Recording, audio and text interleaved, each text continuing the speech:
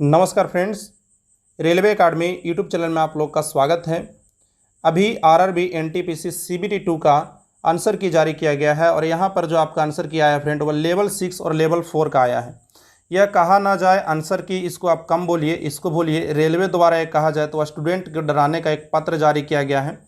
मतलब क्वेश्चन इस प्रकार से पूछा गया है कि एक एवरेज स्टूडेंट का भी निगेटिव 15 नंबर 16 नंबर तो कम से कम हुआ है और ज़्यादा से ज़्यादा 30-32 तक के निगेटिव गया है। मतलब आप सोच सकते हैं एक स्टूडेंट जिसका लेवल 6 में रिजल्ट है, कहीं ना कहीं वो एक कॉमन स्टूडेंट तो नहीं है, उसका बहुत अच्छा मार्क्स था, कहीं ना कहीं उसने बहुत अच्छा स्कोर करके लेवल 6 में अपना रिजल्ट दिया है और अगर उसका नंबर खराब आ रहा है तो उसमें उनकी कोई गलती नहीं है। तो यह मेरा वीडियो यही इसीलिए है फ्रेंड, बहुत से लोग डरे हुए हैं आंसर की में उनका कम नंबर आया है, तो मैं यहाँ पे कुछ ऐसे सवाल हैं जिनको मैं आपको जवाब दूंगा और निश्चित तौर पे आप थोड़ा फ्री फील करेंगे। साथ में यहाँ पे मैं यह भी बात करूँगा कि आखिर एक्सपेक्टेड कट ऑफ लेवल 6 के लिए कितनी जा सकती है। अगर आपका कम नंबर आ गया है, 50 आ गया, 60 आ गया, 70 आ गया, 65 आ गया है, या आपका बहुत अच्छा नंबर आया है, जो भी आपका नंबर आया है, तो क्या आपको डरने की ज़रूरत है या नहीं है। आपका कम नंबर में रिजल्ट हो सकता है या नहीं हो सकता है। 60 नंबर अगर आपका आ रहा है एवरेज, तो आपका रिजल्ट हो सकता है या नहीं हो सकता है। तो सारी बातों पे एक एक करके बात करेंगे, तो वीडियो में शुरू से लेकर लास्ट तक जरूर बनने रहिएगा और वीडियो को समझने की कोशिश कीजिएगा और साथ में उन सभी स्टूडेंट के साथ शेयर कीजिएगा जिनका कम नंबर है, फ्रस्ट्रेट हैं, उनके मतलब चेहरे की हवाइयाँ उड़ चुकी है फ्रेंड, जबकि उन्होंने बहुत ज़्यादा मेहनत किया था। तो चलिए वीडियो की शुरुआत करते हैं। मिलनी नंबर क्यों कम आया, इसका सबसे बड़ा जो रीज़न था वह यह था कि क्वेश्चन को घुमाया था। अगर आप पे जीके जीएस के भी अगर आप क्वेश्चन को देखेंगे तो जीके जीएस का भी क्वेश्चन जैसा रेलवे में पहले आता था, डायरेक्ट आप देखते होंगे सिंपल सा क्वेश्चन आता था, उस प्रकार का इस बार का क्वेश्चन नहीं है। मैंने सारे पेपर को एनालिसिस किया, क्वेश्चन टफ है, इसमें कोई डाउट नहीं है। जीएस का या जीके का सारे क्वेश्चन टफ आए हैं फ्रेंड। लोगों ने सोचा था कि मैथ रीजनिंग जैसा पहले आता था वैसा आएगा, लेकिन मैथ रीजनिंग यहाँ पे सबसे बड़ा निगेटिव रोल अदा किया है सारे स्टूडेंट के साथ।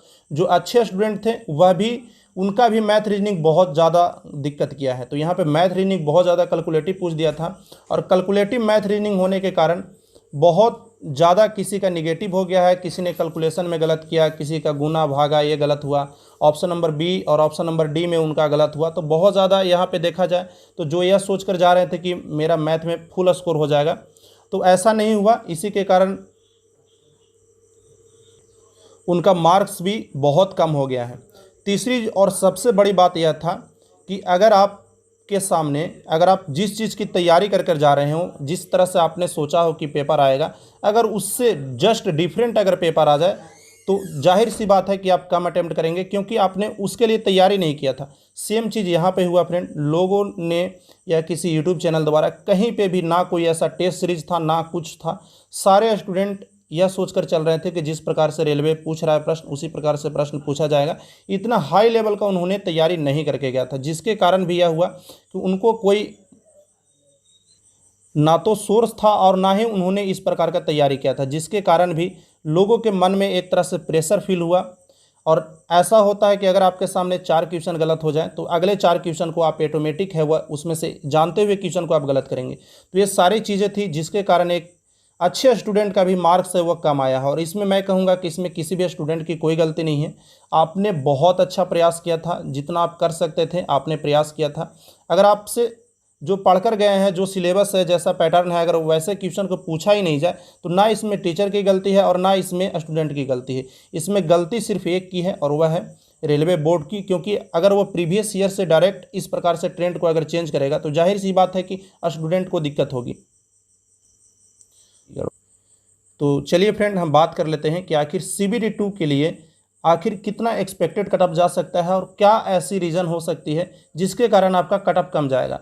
उसके साथ ही सबसे पहले इंपॉर्टेंट बात फ्रेंड, आप अपने मन में यह सोच कर रखिए कि एग्ज़ाम सिर्फ आपका ही खराब नहीं गया है। जितने भी स्टूडेंट एग्ज़ाम देने गए थे सारे लोगों के साथ यह समस्या हुई थी और सारे लोगों को एक ऐसा पेपर मिला था जिसके लिए वह तैयार नहीं थे। तो कोई ऐसे बहुत से आपके दोस्त होंगे जो आपको बोल रहे होंगे कि मैंने 70 आया है नंबर, हो सकता है उनका 65 ही आया हो, 5 नंबर बढ़ाकर भी बोल रहे हो। इज्जत का सवाल होता है, इसलिए आप घबराइए नहीं। आपका जहाँ पे भी मार्क्स है, आपका अभी बहुत से लेवल होंगे, वहाँ पे भी आप बहुत अगर ख़राब मार्क्स आया है तो आपके वहाँ पे भी आपको उम्मीद है। तो इसलिए घबराना नहीं है। चलिए हम बात कर लेते हैं आखिर कट ऑफ क्यों कम जाएगा। तो सबसे बड़ी बात कि सारे लोगों का निगेटिव हुआ और सारे लोगों का बहुत अच्छा निगेटिव हुआ। मिनिमम अगर बात करें तो 10 से 15 निगेटिव सारे स्टूडेंट का हुआ, चाहे वो कितने भी फूक फूक कर अटेम्प्ट किए हों, निगेटिव सारे लोगों का हुआ है। उसके बाद फ्रेंड लेवल 6 में जिनका रिजल्ट था उनका क्या है कि वो 8 गुना अभी स्टूडेंट को और जाना है, 20 गुना रिजल्ट है। एक सीट पर 3 लोगों का भी कंपटीशन नहीं है, उसमें भी बहुत से ऐसे स्टूडेंट होंगे जिनका एग्ज़ाम छूटा भी होगा या वह एग्ज़ाम नहीं भी देने गए होंगे। यानी कि आप मान सकते हैं कि एक सीट पे 2 से 2.25 स्टूडेंटों का कंपटीशन है, जो बहुत बड़ा कंपटीशन नहीं होता, बहुत ईजी कंपटीशन होता है। तो इसलिए आपको घबराना नहीं है। तीसरी जो आपके कट ऑफ को कम करेगा वह है कि करेंट अफेयर बहुत पुराने पूछे गए। सबको लग रहा था कि करेंट अफेयर न्यू पूछे जाएंगे जैसा कि ट्रेंड था, लेकिन करेंट अफेयर 1-1 साल, 2-2 साल, 3-3 साल तक के पुराने करेंट अफेयर पूछे गए। और अगर कहीं पे पेपर में 4 करेंट अफेयर हैं तो एक करेंट अफेयर बनाना भी मुश्किल हो गया था।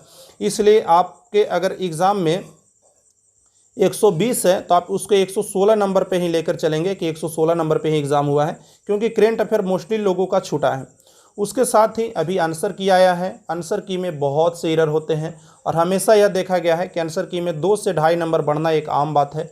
एक एवरेज स्टूडेंट का अगर उसके पेपर में 1-2 क्वेश्चन भी अगर सही हो जाता है जो अभी गलत दिया हुआ है तो जाहिर सी बात है कि 2 से 3 नंबर आपके बढ़ जाएंगे। तो कुल मिलाकर फ्रेंड आपको घबराना नहीं है। अगर हम कट ऑफ की बात करें तो इसके लेकर के हमने एक यूट्यूब चैनल पे अपना एक सर्वे कराया था, जिसमें जो लोगों के नंबर आ रहे हैं वह एक बार देख लीजिएगा। 50 से 60 वाले 20%, 60 से 70 वाले 29%, 70 से 80 वाले 31% और 80 से 85 वाले 10 और 85 प्लस वाले 11% है। यानी कि आप देख सकते हैं एक बहुत बड़ी आबादी है, करीब 60% की आबादी आप मान सकते हैं कि 70 से नीचे रहा है।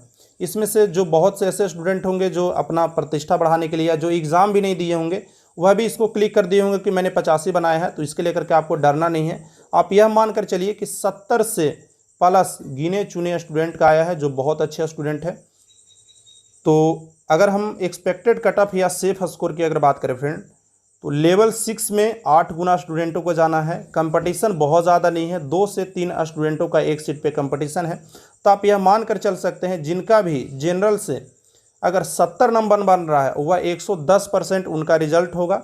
66 नंबर से लेकर के 70 नंबर के बीच वाले का रिजल्ट फिक्स है। 66 नंबर पे है कि फ्रेंड वो बाउंड्री लाइन पे नीचे से रहेंगे और 70 नंबर पे उनका सिलेक्शन होने का पूर्ण चांसेस है। उसके साथ ही अगर लेवल 4 की बात करें तो लेवल 4 में आप 2 नंबर और ऐड कर सकते हैं, क्योंकि यहाँ पे आपका 8 गुना हर एक पोस्ट पे रिजल्ट नहीं है। तो आप यहाँ पे मान सकते हैं कि आप 72 74 तक आपको लेवल 4 में लाना पड़ेगा। लेकिन अगर आपका लेवल 6 है तो लेवल 6 में आपके लिए 70 नंबर या 66 नंबर से लेकर के 70 नंबर तक आपका स्कोर एक अच्छा स्कोर माना जाएगा। उसके साथ ही अगर कोई स्टूडेंट EWS में है तो उनका अगर 65 नंबर आ रहा है तो वह एक सेफ स्कोर में है, रिजल्ट उनका 100% कन्फर्म है लेवल 6 में। और लेवल 4 के लिए वो मानकर चल सकते हैं 68 नंबर या 70 नंबर उनका एक अच्छा स्कोर माना जाएगा। उसके साथ ही अगर बात करें OBC के लिए तो OBC में 67 नंबर तक मैं मानकर चल रहा हूँ लेवल 6 में तो उनका रिजल्ट होगा। 70 नंबर मैं मानकर चल रहा हूँ 70-72 नंबर की लेवल 4 के लिए उनको ज़रूरत है। उसके साथ ही अगर बात करें SC/ST के लिए फ्रेंड, तो SC/ST का मार्क्स आपको पता है बहुत कम जाता है। तो यहाँ पे मैं मान कर चल रहा हूँ कि जो 60 नंबर अगर स्कोर किए होंगे तो 60 नंबर उनका एक ठीक ठाक स्कोर है और वह मान कर चल सकते हैं कि उनका एक बेहतर स्कोर है। इसलिए फ्रेंड अभी से आपके पास बहुत लेवल 3 है, लेवल 5 है, लेवल 2 है। अगर आपका नंबर इन सारे नंबर से भी कम आया है फिर भी आपको घबराना नहीं है। आप इस पेपर का अच्छे से एनालिसिस कीजिए और आप देखिए कि मैं अगली कौन सी ऐसी गलती है जिसको मैं ऐसे सुधार करके नंबर को इम्प्रूव कर सकता हूँ।